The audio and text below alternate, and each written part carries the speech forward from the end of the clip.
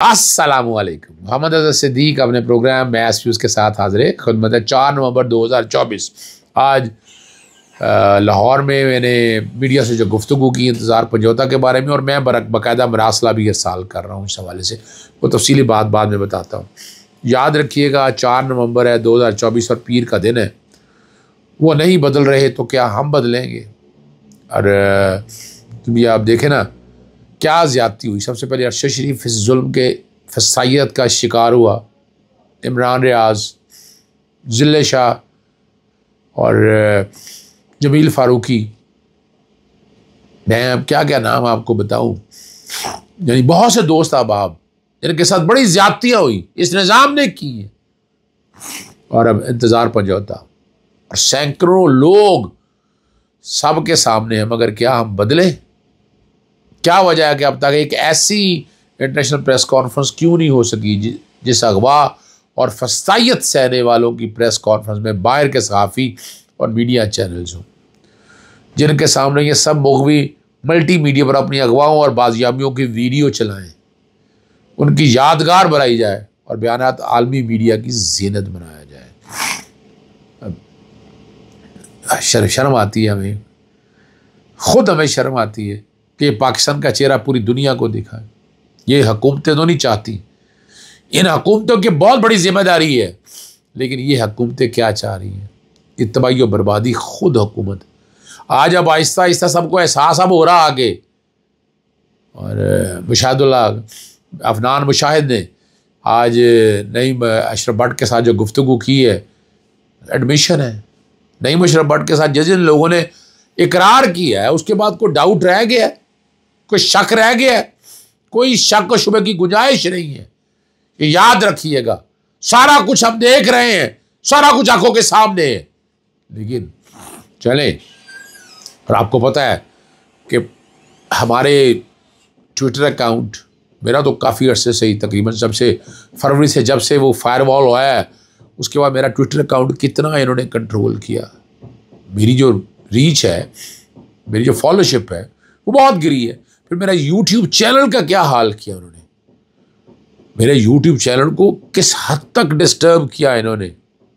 और उसमें बहुत से दोस्त अहबाब हैं, सारे यूट्यूबर जितने हैं मेजॉरिटी हैं, लेकिन लोग ढूंढ के बड़ी मुश्किल से, यानी मेरा नज़र नहीं आ रहा होता। मेरा कई दफ़ा लोगों ने गिला किया। पहले वो अपना उर्दू में लिखते थे तो पता नहीं क्यों सिंधी में टाइप हो जाता था, और मैं यूट्यूब के चैनल को कई दफ़ा डिले करते हुए नज़र ही नहीं आता, नोटिफिकेशन नहीं जाते।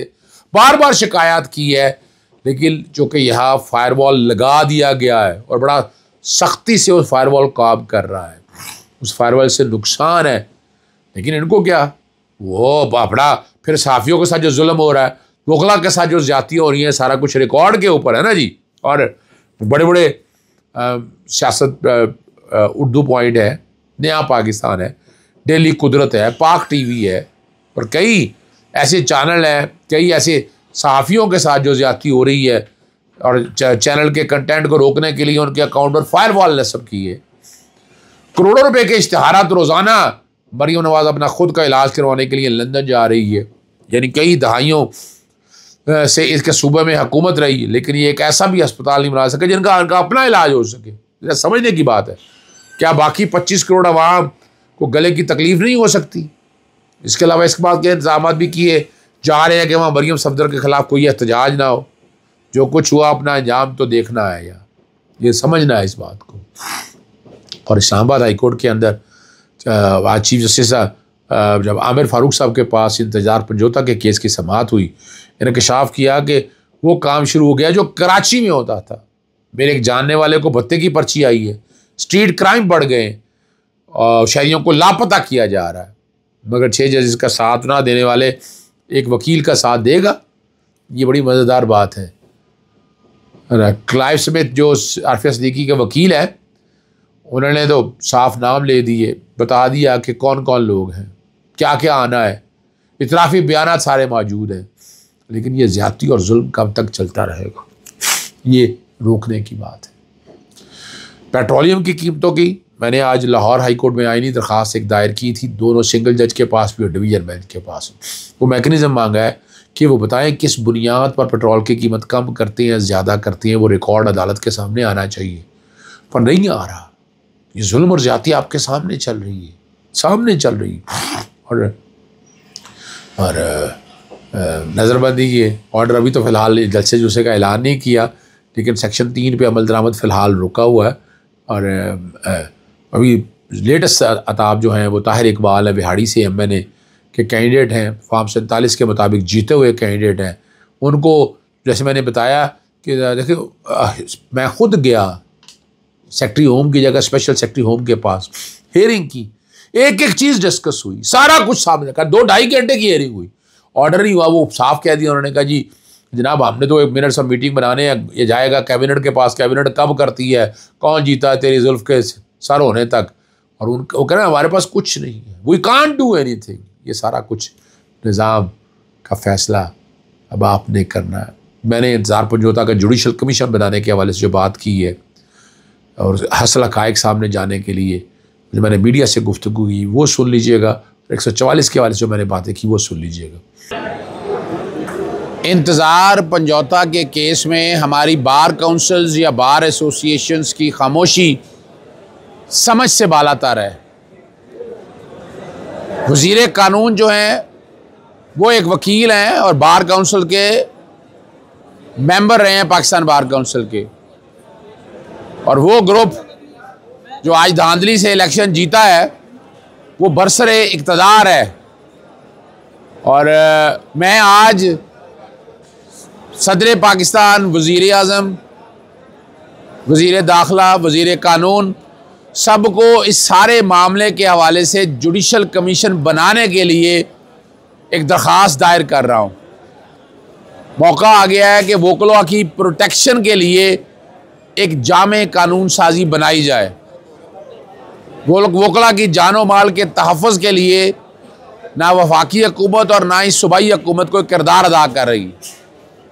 अगर मैं अपने मामले पे ये मामला उठाता, मैंने 13 अप्रैल 2023 को ही बता दिया था जब मेरे घर पेट्रोल बम्बों से हमला हुआ, फायरिंग हुई, पर्चे में मुद्दई पुलिस बन गई और मेरे जो मुद्दई उस वक्त थे, मेरे जो मुलज़म उस वक्त थे वज़ीर आज़म शहबाज शरीफ, उस वक्त के वज़ीर कानून राना सनाउल्लाह और निगरान वज़ीर आला मोहसिन नकवी थे कि उनके ख़िलाफ़ मुकदमा दर्ज किए जाए।